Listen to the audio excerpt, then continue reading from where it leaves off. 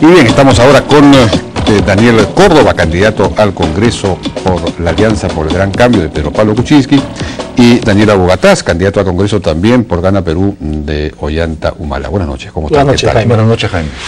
Bueno, quería comenzar directamente preguntándole a Daniela Bogatás por este asunto. Digamos, Ollanta Humala efectivamente ha explicado que un eventual gobierno de Gana Perú haría que el canon lo paguen las empresas y no el Estado, lo que significa que ya no saldría del 50% del impuesto a la renta que se paga ahora, sino que se agregaría, es un 15% más al impuesto.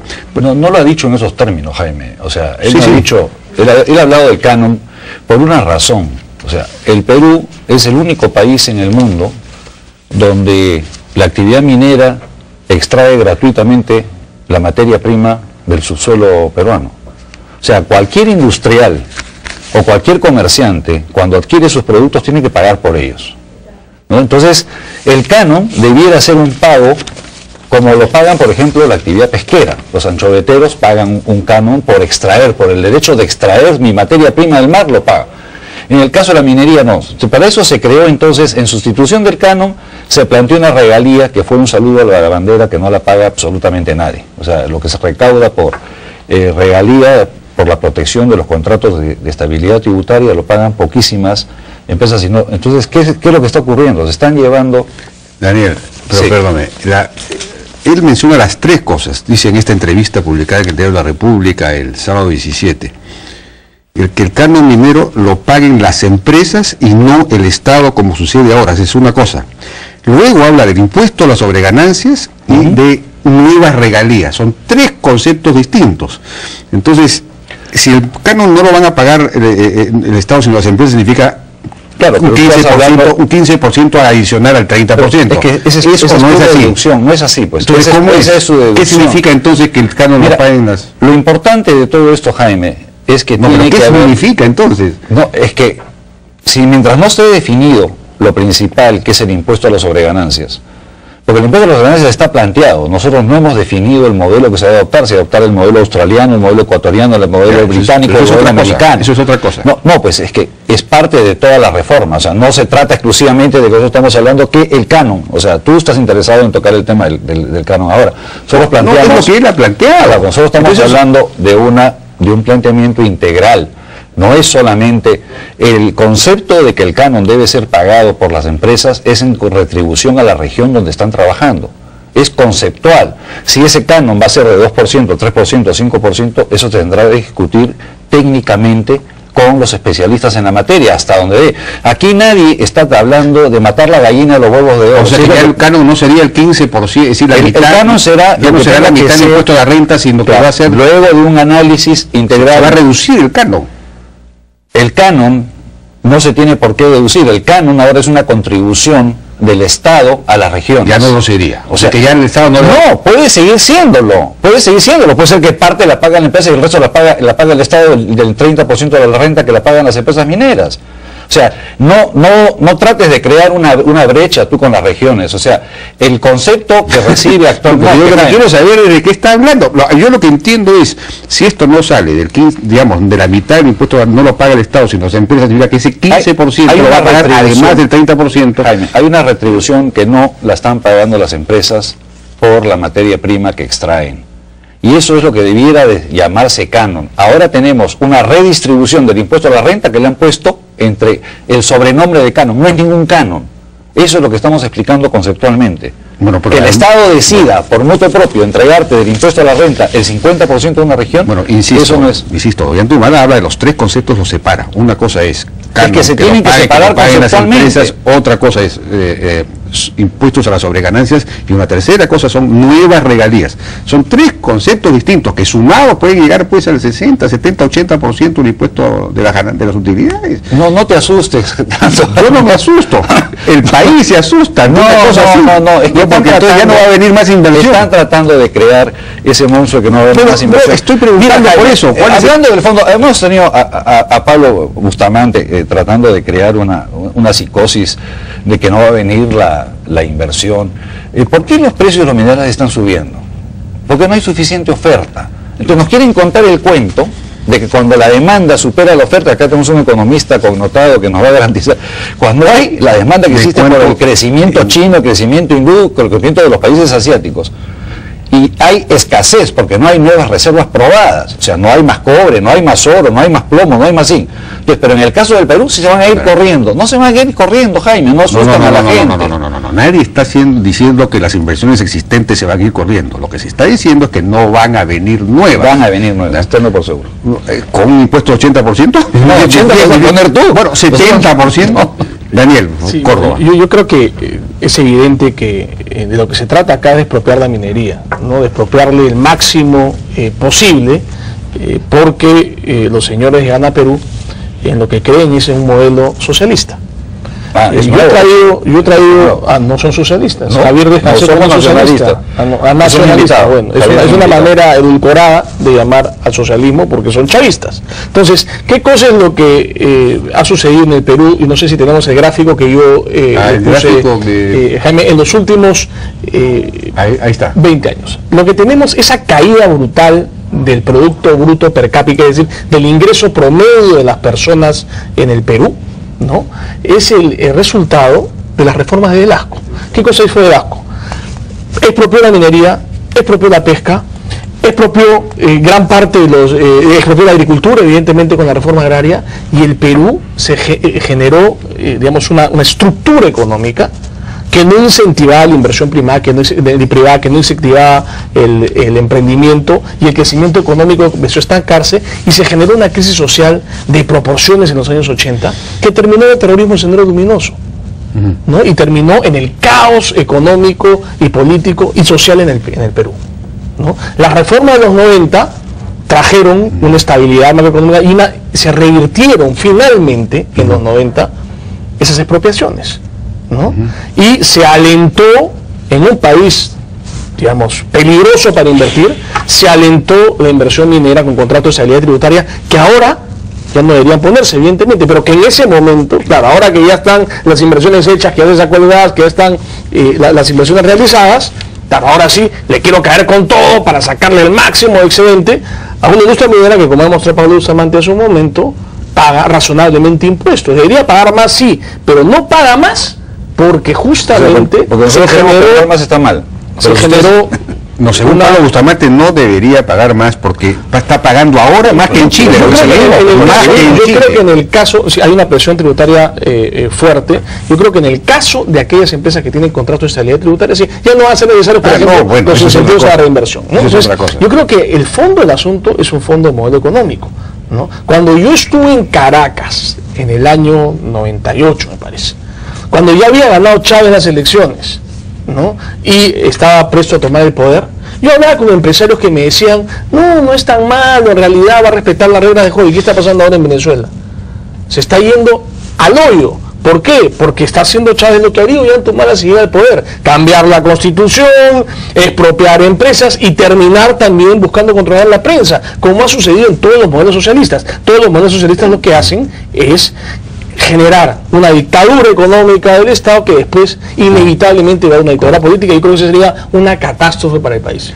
Daniel Abugatá, por favor. Bueno, resulta gracioso que se pretenda ahora desvirtuar la propuesta nacionalista y volver, extrañamente cuando comienza a crecer, ahora volvemos al tema del chavismo, el velascato. O sea, yo no tengo ningún vínculo ni con uno ni con el otro. O sea, las críticas que quieren hacer a esos procesos son unas críticas que las hacen unilateralmente. Yo no me siento ni afectado ni involucrado, y querer atribuirle a al periodo de Velasco el fenómeno de Sendero es no conocer la realidad del Perú. El fenómeno de Sendero se produce por la profundización de las desigualdades. O sea, no olvidemos que la pobreza extrema se crece en el Perú a partir de la década del 90. La pobreza extrema, revisa tu material. La reforma agraria, eso es historia económica, en detalle. O sea, la pobreza extrema se ha reducido. No se ha reducido, Jaime, no se ha reducido. Jaime, si se hubiera reducido la pobreza extrema, yo les sugeriría que lean el libro de Jürgen Schulz, ¿no?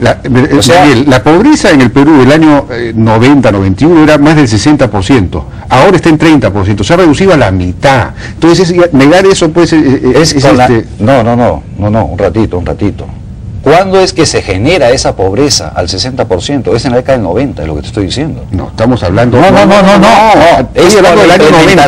Año 90. El año 90 no había 60%. En el año 91 se hizo una encuesta de ENIF, la famosa ENIF, y que dio... Fue lo que dejó, esa fue la tragedia que dejó en el Perú el gobierno de Alan García el 85. Claro, era 60%. ¿Qué vínculo tenemos nosotros? Podemos tener nosotros con una crisis generada por un...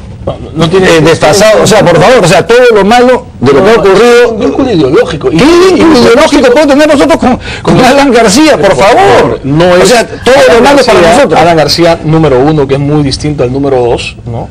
Profundizó la óptica económica, de Velasco, que es el héroe de Velasco. Quieren llevar una discusión, tú quieres llevar, Daniel, una discusión al nivel de Velasco. Yo te sugiero que invites a un velasquista para que defienda la posición. Yo no tengo nada que ver con la posición de Velasco.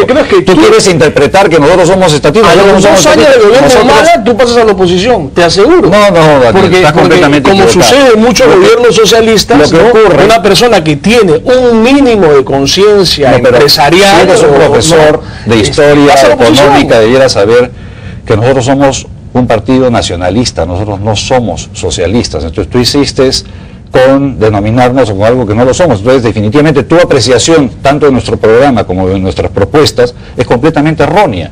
Para mí es una manera edulcorada de llamar al socialismo. Bueno, o sea, ¿qué se entiende? Estatizar la economía. ¿Qué se entiende por nacionalizar? O sea, nosotros no hablamos... Daniel, en el plan de gobierno se habla de nacionalizar los sectores estratégicos. Vamos a poner un ejemplo, Jaime. Vamos a poner un ejemplo. Dentro de la línea, por ejemplo, de lo que fue el desarrollo de Camisea. ¿Qué cosa fue cuando tú y yo pagamos en nuestro recibo de luz el financiamiento del gasoducto de Camisea? ¿Por qué se hizo eso? ¿Por qué tuvieron los peruanos que financiar una empresa privada? ¿Por qué? Porque eso se suponía que era la garantía del desarrollo energético del país y por lo tanto todos los peruanos debíamos hacer. Eso fue peruanizar, fue nacionalizar una actividad, porque se suponía que iba a beneficiar a la mayoría, que en la realidad se hizo para financiar y subsidiar la exportación del gas con el dinero de los peruanos.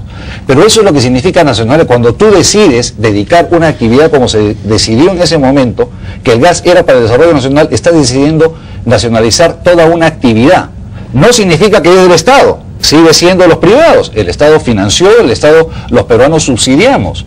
Aquí lo que se está pretendiendo es tratar de confundir a la población. Es no exportar. No, Jaime, no. Es dedicar los recursos para el desarrollo nacional. Eso es. O sea, si tocamos el tema de Camisea, se pensó desde un momento que Camisea era la garantía del desarrollo energético del Perú para 20, 30, 40 años. Eso es nacionalizar un producto. Yo lo que considero es que si se hubiesen aplicado las políticas que propone Ollanta-Humala en el momento en que el gas estaba enterrado en el subsuelo, ese gas seguiría ahí. ¿No? Ese gas seguiría ahí, no estaría simplemente porque la inversión no es fácil sacar, hay que invertir miles de millones de dólares. ¿Quién ha invertido la plata? ¿La hemos invertido tú y yo? ¿Quiénes han invertido la plata? La ha invertido las empresas. 700 millones los hemos puesto nosotros. No ha habido tal contribución directa, ha sido una contribución indirecta, digamos, energética, que no tiene que saber quién ha financiado, Daniel, tiene que saber ese producto de ¿sabes quién ha financiado los 1.300 millones de dólares? Estaríamos como en Bolivia, ¿no? Cuando yo hablo con los bolivianos se lamentan de no tener un modelo económico como el nuestro, porque sencillamente ellos han dejado su gas enterrado, bien nacionalizado, enterrado en el subsuelo y no se está explotando. El gas se puede criticar el contrato, se puede criticar los detalles del contrato, porque en ese momento no se tenía garantizado que el gas podía ser que había tanto gas como ahora sí se está comprobado que hay tanto gas, pero en ese momento se requería de dar incentivos a esa inversión para que ese gas pueda salir y podamos finalmente nosotros beneficiarnos de ese recurso. Y no nos estamos beneficiando con ese recurso. Basta ver qué cosa es lo que ha hecho Colombia en 10 años con su gas, cómo han llegado a 5 millones de dólares. Colombiano, ¿no? Están de acuerdo ahora, sí. La electricidad ahora es mucho más barata. Por supuesto. Es mucho más barata. Sí, no ha bajado. Es mucho más barata de lo que era antes. y de lo que sería si tuviésemos que importar petróleo para... De lo que sería. Y sin embargo, el agua que está en manos del Estado... hemos recuperado largamente todo lo que se aportó. Sí, pero tú quieres privatizarse de APAL. No es privatizarse de APAL. Yo quiero que los peruanos tengan agua y desagüe, que los 1,5 millones de limeños que no tienen agua y desagüe... Y tú le vas a poner agua al lomo de la empresa Corvina, estatal que ha estado a cargo de ese servicio no ha sido capaz de darlo. O sea, el modelo estatista no ha funcionado con el agua. Entonces hay que buscar una solución a ese problema. A mí me sorprende que gente como Javier Descansé, como Daniela Guataz, no se escandalicen de que no haya agua y desagüe para 1,5 millones de limeños, ¿no? Y que tengamos... Pero somos los primeros escandalizados con eso. Sí, y bueno, entonces, ¿por qué pero no hablan de solucionar el tema de San Juan y solamente hablan de las mineras? ¿Tú crees que... Es absurdo. Perdón, ¿no? Daniel, pero ¿tú crees que una empresa privada va a invertir para colocar agua en lomo de Corvina o en Pamplona Alta? Una empresa privada regulada, no conoce la realidad, como la electricidad, porque no conoce la realidad. Ninguna empresa invierte donde no es rentable. Por eso el agua es un derecho de las personas y tiene que suplirlo el Estado. El 98% de las familias en Lima tienen electricidad. ¿Por qué? Porque son empresas reguladas y hay mecanismos de subsidio cruzado. Evidentemente tienen que haber mecanismos para que los que tienen menos paguen menos. Ahora, en Lima, la población más pobre paga 33 soles por metro cúbico. Pagan 10 veces más. Pagan 10 veces más que los de San Isidro. Entonces, eso hay que corregirlo. Manteniendo eso no lo va a resolver. Eso no lo va a resolver, lo van a tomar de ninguna manera. Eso sí, lo vamos a resolver. Inversión privada. Tenía una última pregunta para Daniel Guataz, y es: les proponemos, dice Ollantumala, proponemos cambiar el modelo económico. Eso está también en el plan de gobierno. ¿Qué significa cambiar el modelo económico? Es una economía con rostro humano, Jaime. No podemos seguir siendo impasibles con la miseria que se vive en el Perú. O sea, yo los invito que den una vuelta por cualquier hospital del Ministerio. Pero eso es cambiar el modelo económico. Es que un ratito, pues, Jaime, cuando tú promueves, por ejemplo, que a las empresas mineras se les subsidie al año con 6.000 millones de soles. 6.000 millones de soles salen de los impuestos de todos los peruanos para devolvérselos a las empresas mineras. Eso no lo comentan ustedes, por ejemplo. ¿De dónde sale? No conocen lo que ustedes no conocen, lo que es la depreciación acelerada, que es lo que se les da a las empresas mineras y hidrocarburos, el derecho de recuperar su inversión en 5 años. Derecho que no tiene absolutamente nadie en la economía peruana. Pero acabamos de ver pero un ratito, pues, es que eso no lo dicen, pues. O sea, no dicen que los peruanos subsidiamos con 6.000 millones de soles al año las inversiones extranjeras, supuestamente mineras, que salen de los bolsillos de los peruanos, porque se les devuelve su inversión en un plazo extraordinario que no lo tiene Chile, no lo tiene absolutamente nadie. Entonces, eso sí no lo mencionan. Entonces, cuando hablamos, estos 6.000 millones de soles no deben ir para los que tienen enormes ingresos, deben ir para los pobres. Deben ir para los que no tienen agua, justamente lo que estamos hablando. No tienen agua, ¿por qué? Porque la plata para ellos se la llevan las empresas mineras y las empresas de hidrocarburos. Entonces, si estoy en total desacuerdo porque el problema no solo es de recursos. Las mineras han pagado sus 52.000 millones. Pero ¿por qué reciben 6.000 millones de soles de financiamiento del Estado? Mira, el 30% de los ingresos del Estado vienen de las mineras. El problema no es un problema de recursos exclusivamente, es un problema de gestión. En el Perú, el Estado tiene ahora 3 veces más recursos. ¿Contrata una empresa privada? No es contratar una empresa privada. ¿Por qué no? Que termine. Es incentivar la inversión privada y regularla. Como la telefonía. Ahora, en el Perú, la mayoría de peruanos tiene un celular, ¿no? La mayoría de peruanos tiene electricidad. Son empresas privadas, reguladas, existe mecanismo de subsidio cruzado. ¿Eso es un anatema para ustedes? Eso debería pasar también en el agua. Y no debería ser un problema que, como en los países desarrollados, las concesiones de agua funcionen de manera natural y se den subsidios cruzados para que los más pobres paguen menos por el agua que los más ricos. Para que tú y yo paguemos el doble o el triple de lo que pagamos ahora por el agua, y los que están ahora en Manchay, los que están en Villa El Salvador, que no tienen agua, paguen 10 veces menos de lo que pagan ahora. Y para eso hay que de sacarse los prejuicios, eso de que el agua no puede ser servida por empresas privadas y generar inversión privada y regularla. Eso no tiene nada de malo, eso debería hacerse. Si usted no está de acuerdo con eso, a mí me preocupa muchísimo. Lo que pasa es que estás hablando del recurso más escaso en los próximos 20 años en el planeta. Sí. Entonces ahora sí es interesante el agua. Cuando había abundancia de agua a nadie se le ocurría. Ahora es un recurso apreciado, pero es un derecho. O sea, el tener el agua es un derecho y eso no lo puedes convertir en un producto mercantil. Ya nos ha ganado el tiempo. Les agradezco mucho por este debate que ha sido muy interesante y apunta un poco a exactamente el núcleo de los temas que hay que definir con claridad para ver si el Perú va a seguir creciendo a tasas altas y por lo tanto teniendo posibilidad de redistribuir para resolver el problema de la pobreza. Muchísimas gracias a Daniel Córdoba y Daniel Abogacaz. Muchas gracias, Jaime, muchas gracias. Candidatos al Congreso por sus respectivas agrupaciones. Vamos a una pausa, regresamos con un informe de Renzo Macei, luego la entrevista al vicepresidente del Tribunal Constitucional, Ernesto Álvarez Miranda.